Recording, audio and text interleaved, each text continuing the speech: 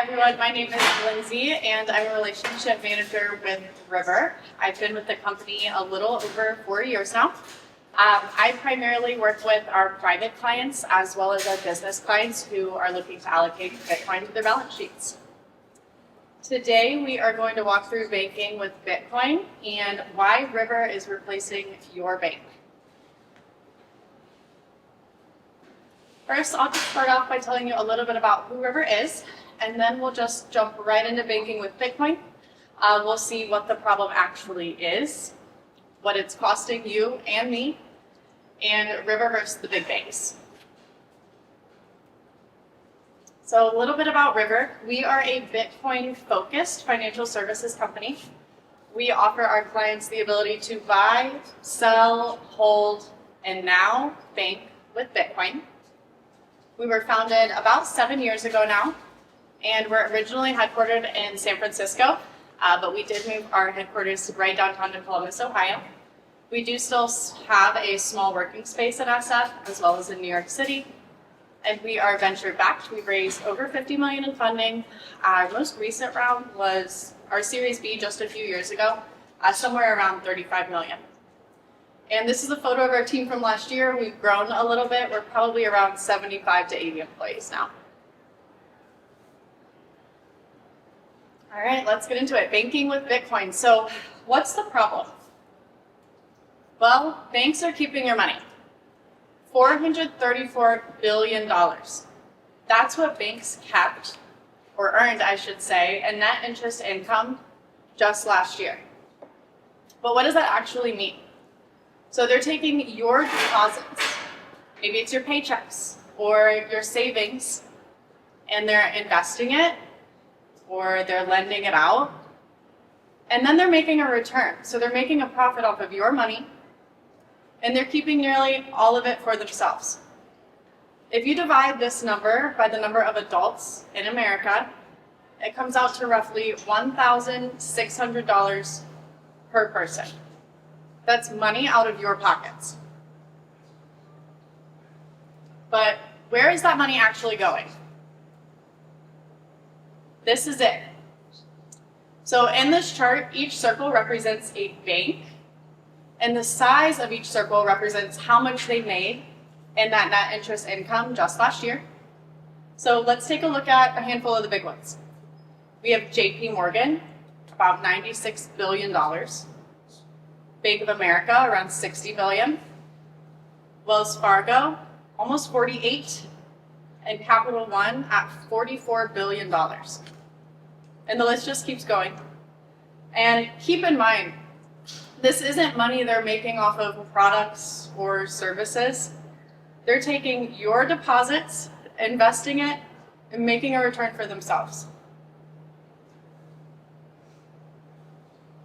So that's only part of the equation. The other part is the fact that everything around us keeps going up in cost. A Big Mac from McDonald's went up in price by 173% in the last 26 years. Public college tuition, 243%. And the cost of the median US home went from $165,000 to $405,000. Meanwhile, your bank is paying you close to nothing, probably 0.01%, and it's really not doing anything to help you keep up with inflation. So we know what the banks are doing. They're keeping our interest. The cost of everything around us keeps going up. But what does that mean for the money in your bank account? This chart shows what happened to your cash in the last 3 years, adjusted for inflation. Bottom line is the average US savings account, just 3 years, down 7%. And you didn't spend any of that money. You didn't gamble it away. You just held on to it, and it lost 7% of its purchasing power. That top line represents cash held on River, earning interest at 3.3%, paid out in Bitcoin. It's the same 3 years, but it's up by 13.9%. Same exact dollars, just completely different outcomes depending on where you held them. So let me show you what River is doing to fix all of this. You can now bank with Bitcoin on River.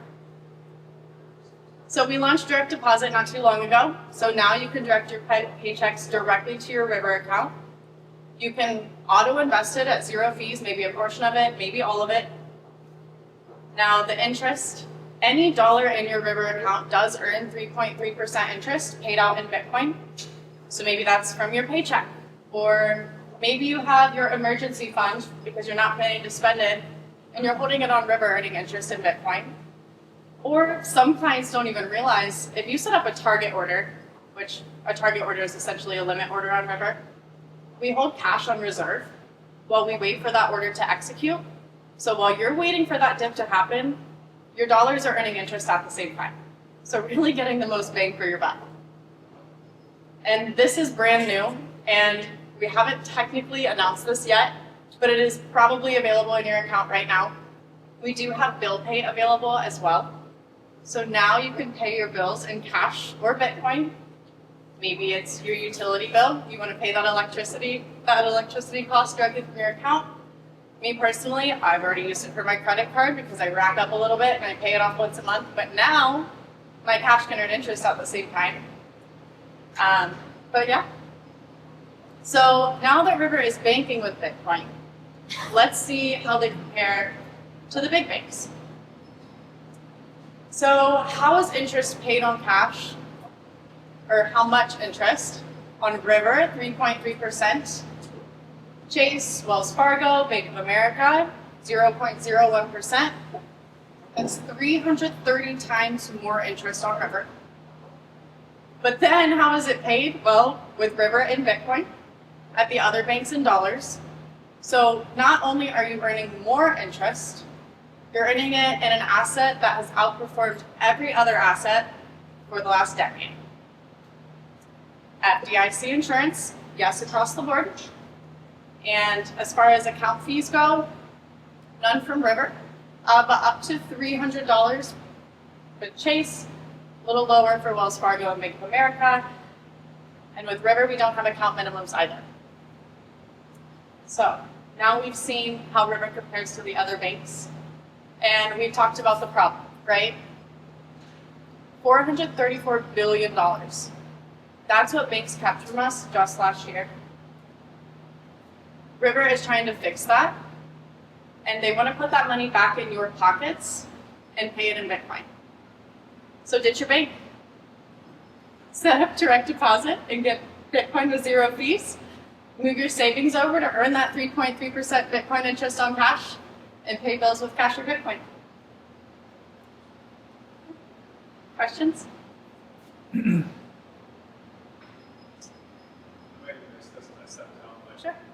Are you guys fractionally reserving this? Is it sort of like a bank that you want a percentage, and also part two, where's the yield coming from? I'm assuming probably treasuries, but yeah. Good question. So we actually are not a bank. So we actually use a partner bank. It's called LEAD. It's spelled L-E-A-D. So that's where that FDIC insurance comes from. That's where the interest comes from. So it's all passed through from our banking partner at LEAD. Do you plan on doing like a River debit card, like a way to like withdraw cash if you were to switch fully to River? Yeah, I mean, I sure hope so, because I would really like a debit card. I would say never. It's definitely something we're looking into. I think getting the account and routing numbers off the ground so that our clients do have the ability to use bill pay was the first phase. Just like direct deposit came, then we went into, okay, now how do we improve further? We got the account routing numbers. I think next phase will probably look something, maybe like debit cards, but to be determined. But keep tagging Alex on Twitter. The more you mention it, the more likely we are to put the resources into it. Are you guys ever going to let people borrow against the Bitcoin? Have you guys discussed it?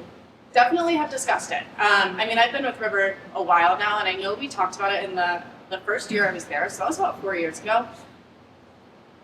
The way, I mean, Alex, again, you should follow him on Twitter if you haven't. He has a really good post about this, but it's just a little too risky for our business model right now. Again, not never, but I would say probably years down the road if we were to really dive into it. I do work with a lot of clients who have asked about it. I've had a few that will withdraw and go to another platform to lend against their Bitcoin or borrow against it. So it's definitely not impossible to just take your Bitcoin and withdraw it because we allow for withdrawals, but not on our roadmap right now. What about with stablecoins? You guys don't let people purchase Bitcoin with USDC or any other stablecoin. Do you guys have any plans to do something like that? No, I don't think we'll ever go that route. It'll probably always stay Bitcoin and dollars. Okay. Do you have the capability to do money transfers to the bank from the bank or something like Zelle? Not yet. That is coming up. I know our team is working on it, so we should see that hopefully in the next couple months. If you decide to do Bitcoin bill pay, like using Bitcoin or account,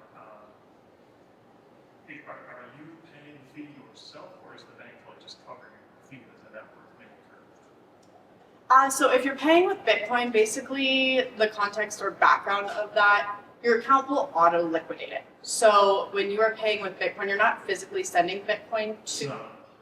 Yeah, it's not going to the third party. It's leaving your River account. We are auto liquidating it at whatever the cost, currently is, and then we're sending dollars to your third So party. this is covering the fee that incurs. There are zero fees, yes, if you do bill pay out of River. How often are you paid the 3.3 guarantee? So it's accrued daily, and a little context on the interest too. So I mentioned it's passed over from lead. We actually receive it in dollars, and we had been receiving interest on cash for years. And so Alex one day said, why are we not giving this back to our clients? It was a very large project, but once we got it off the ground, we then were able to pass that through to our clients. So we receive it in dollars still, but we're auto converting it to Bitcoin. And that happens every single day. So you'll earn Bitcoin every day, but it's made available in your account in a lump sum for the month on the first of the following month. And I'm just beginning, is it like joint ownership and multi-sig? It is not. So we're fully custodial. So it is a multi-sig vault that we built ourselves in-house from the ground up. The keys are managed in-house by River. They're not client-facing. So we manage the vault on behalf of our clients, and that's just where we custody their Bitcoin. If I recall the problem, how long would it take me to get to a live person? Oh, a good question. So we actually have live support available Monday through Friday, 9 to 8 p.m. Eastern. We don't have call shifts on Saturday and Sunday, but there is someone online and working. They're just going through emails. I think it's like a half day. But phone support is available Monday through Friday, 9 to 8 Eastern. Oh, and how long does it take? Usually you get answered in a couple minutes at most, I would say, if not right away.